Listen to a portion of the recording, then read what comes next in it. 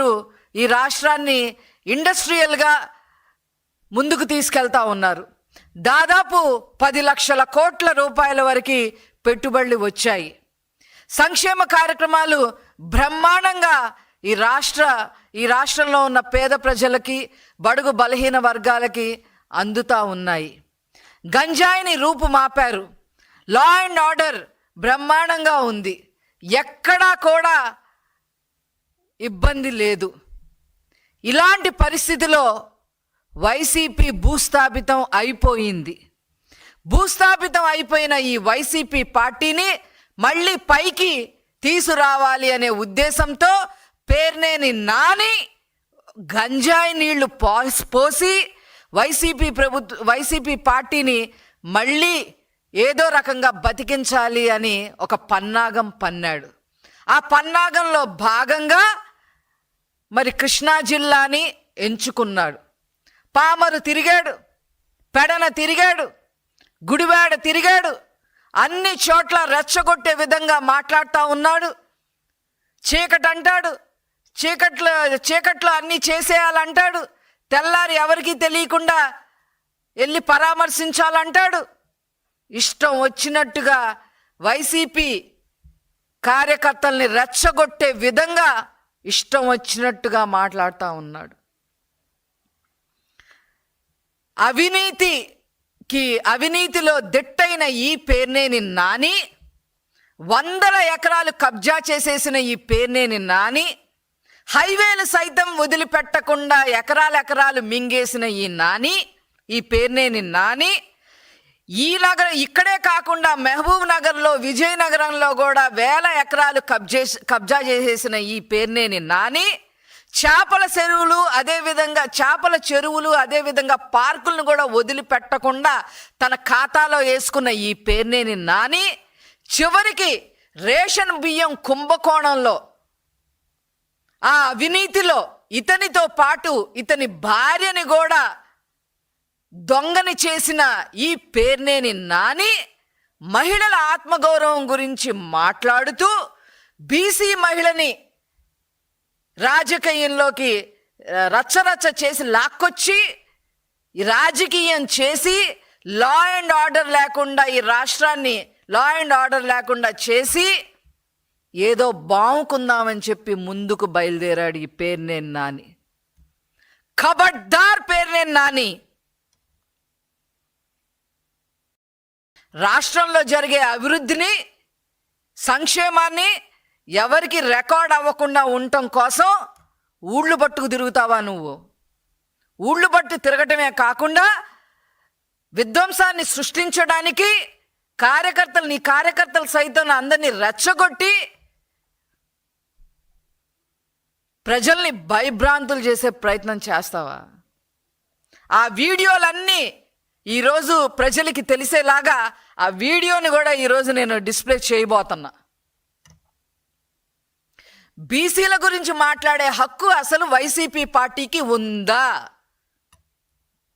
గౌడ కులానికి సంబంధించిన మహిళని లోకేష్ గారే అల్లరి చేయమన్నారని చెప్పి స్టేట్ మొత్తం మనం ప్రచారం చెయ్యాలి అని చెప్పి సలహాలు ఇచ్చే నువ్వు, ఆనాడు నీ ప్రభుత్వంలో, జగన్మోహన్ రెడ్డి ప్రభుత్వంలో అమర్నాథ్ గౌడ్ని ఏ రకంగా పెట్రోల్ పోసి తగలపెట్టారన్న విషయం వైసీపీకి గుర్తులేదేమో కానీ ఈ రాష్ట్ర ప్రజలకి, ముఖ్యంగా బీసీలకి, ముఖ్యంగా గౌడ కులస్తులకి ఆ విషయం తెలుసు అని చెప్పి నేను గుర్తు చేస్తా ఉన్నా. ఏం చేశారు ఆ రోజు? అమర్నాథ్ గౌడ్ని నా అక్కని ఏడిపించొద్దు, ర్యాగింగ్ చెయ్యొద్దు అని చెప్పి సొంత తమ్ముడైన అమర్నాథ్ గౌడ్ అడిగాడని వైసీపీ కుర్రకారు సన్నాసుల్ని మాట్లాడాడని చెప్పి తెల్లవారుజామున ట్యూషన్కి వెళ్తుంటే నోట్లో గుడ్డలు కుక్కి ఆ పిల్లోడి మీద పెట్రోల్ పోసి మీరు పిల్లోడిని చంపితే ఆ కుటుంబానికి ఈరోజు ఉద్యోగం ఇచ్చిన ప్రభుత్వం, ఉద్యోగం ఇచ్చిన నాయకుడు ముఖ్యమంత్రి గారు నారా చంద్రబాబు నాయుడు గారు. అలాగే గౌడ కులస్తురాలైన గౌతు లచ్చన్న గారి మనమరాలు గౌతు శిరీషాని అక్రమ కేసులు బనాయించి తప్పుడు కేసులు కట్టడమే కాకుండా అక్రమ సంబంధాలు కూడా అంటగట్టి నైతికంగా గౌతు శిరీష గారిని ఏ రకంగా మీరు చేశారనే విషయం మొత్తం రాష్ట్ర ప్రజలకి గౌడ కులస్తులకి అందరికీ తెలుసని ఈ సందర్భంగా నేను తెలియజేస్తున్నా. అంతేకాదు ఇతర బీసీ కులస్తుల్ని 300 మంది పైగా హత్యలు చేశారు, దుర్భాషలాడారు, ఇష్టం వచ్చినట్టు నన్నే 4 తెగ్గొస్తామని చెప్పి బహిరంగంగా మాట్లాడాడు. మీ వైసీపీ ప్రభుత్వంలో ఒక సన్నాసి. లోకల్ బాడీస్లో బీసీలు లీడర్లు అవ్వకూడదని చెప్పి చంద్రబాబు నాయుడు గారు ప్రవేశపెట్టిన 34% రిజర్వేషన్ని తగ్గించేసి 16,800 మందిని బీసీ లీడర్లుగా ఎదగకుండా చేసిన నాయకుడు జగన్మోహన్ రెడ్డి. మీకు అసలు ఈరోజు బీసీల గురించి మాట్లాడే అర్హత ఎక్కడుంది? ఏ రాజారెడ్డి రాజ్యాంగంలో ఉందో చెప్పండి. బీసీల పార్టీ అంటేనే తెలుగుదేశం పార్టీ, తెలుగుదేశం పార్టీ అంటేనే బీసీల పార్టీ. తెలుగుదేశం పార్టీ యొక్క పేటెంట్ రైట్ అది బీసీలకే దక్కింది. ఈరోజు బీసీ మహిళ గురించి మనం మాట్లాడి ఇష్టం వచ్చినట్టుగా చేద్దాము అని చెప్పి మీరు రాజకీయం చేద్దాము అనుకుంటే ఇక్కడ ఎవ్వరు ఊరుకోరు అని చెప్పి ఈ సందర్భంగా నేను తెలియజేస్తా ఉన్నా. ఏ ఆత్మాభిమానం గురించి, ఏ మహిళల ఆత్మాభిమానం గురించి పేర్నేని నాని మాట్లాడతారు? నీ భార్య ఆత్మాభిమానాన్ని నువ్వు కాపాడలేకపోతే తెలుగుదేశం పార్టీ చంద్రబాబు నాయుడు గారు కాపాడారు. మీరు ఏ మహిళల గురించి, ఏ మహిళల ఆత్మగౌరవాన్ని గురించి మాట్లాడుతున్నారు? ఇంకా గుడివాడ విషయానికి వస్తే రాజకీయ భిక్ష పెట్టింది ఆ కొడాలి నానికి తెలుగుదేశం పార్టీ నారా చంద్రబాబు నాయుడు గారు. ఎంత నోరు పారేసుకున్నాడో అందరికీ తెలుసు. మంత్రిగా ఏ రోజు కూడా కనీసం సన్న బియ్యం కూడా ఇవ్వలేని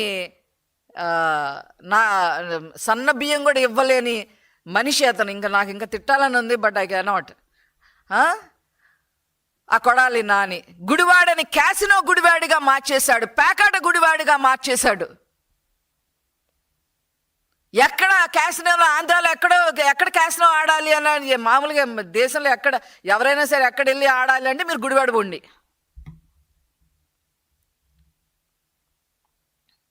అలాగా గుడివాడ పేరుని, చెడ్డ పేరు తీసుకొచ్చిన ఈ కొడాలి నాని చిత్తుగా ఓడిపోయి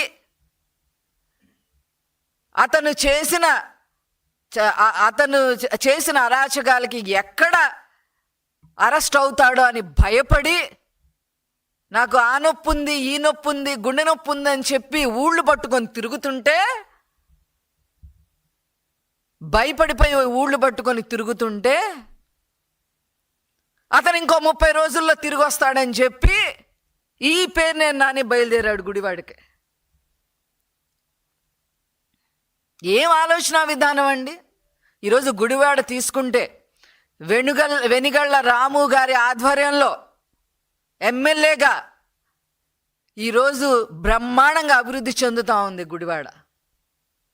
మెయిన్ రోడ్ల దగ్గర నుంచి, పార్కుల దగ్గర నుంచి, కలుషిత నీరు రాకుండా మంచి తాగునీటి సదుపాయం కల్పించే దగ్గర నుంచి చివరికి బస్ స్టాండ్ సైతం అభివృద్ధి చేసే దగ్గర నుంచి, సంక్షేమ కార్యక్రమాలు అందించడం దగ్గర నుంచి, అవసరమైన చోట సొంత నిధులతో ఈరోజు వెనిగళ్ల రాము గారు ఎమ్మెల్యేగా అక్కడ అభివృద్ధి చేస్తూ ఉంటే అవేమి ప్రజలకి రికార్డ్ అవ్వకూడదని గుడివాడని ఇంకో కడప చేయడానికి ప్రయత్నం చేస్తారా? కడపకు కూడా నీళ్ళు ఇచ్చింది చంద్రబాబు నాయుడు గారేగా. ఎందుకండి ఆ పులివెందులు మనకి ఎందుకండి అంటే కూడా వినిపించుకోకుండా పులివెందులకు కూడా నీళ్ళు ఇచ్చారు మా సార్.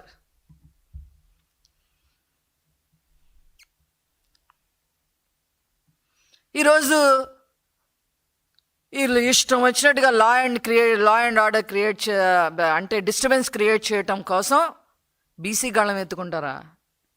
మీకు అసలు అర్హత ఉందా?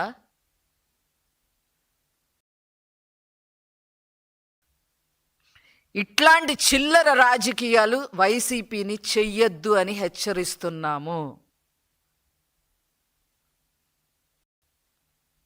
రాజకీయంగా, అభివృద్ధి పరంగా, సంక్షేమ పరంగా మమ్మల్ని ఎదుర్కోలేక ఈ చిల్లరి రాజకీయాలు చేస్తారా మీరు?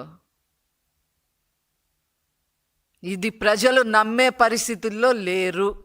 ఇంకో రెండో విషయం నేను చెప్పడం మర్చిపోయా. గొడవలు చెయ్యండి, విధ్వంసం చెయ్యండి, law and order problem create చేయండి, కేసు కట్టించుకోండి, జైలుకి వెళ్ళి రండి, మీకు సింపతి వస్తుంది అని జగన్మోహన్ రెడ్డి గారు ఇచ్చిన డైరెక్షన్లో వీళ్ళందరూ నడుస్తున్నారు. ఏం సింపతి వస్తుంది మీకు? ఇళ్లలో ఆడవాళ్ళనే మీరు, మీ నాయకుడు లెక్క పెట్టడు, చెల్లిని లెక్క పెట్టడు, తల్లిని లెక్క పెట్టడు, ఈ పేరు లాంటి వాళ్ళు భార్యనే లెక్క పెట్టలేదు. తెలుగుదేశం పార్టీ జాలి తలిసింది కాబట్టే ఇంట్లో ఉంది మీ భార్య. అది గుర్తుపెట్టుకోవాలి పేర్నేని నాని గారు.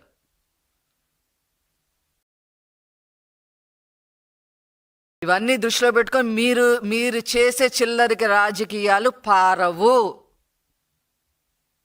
ముఖ్యంగా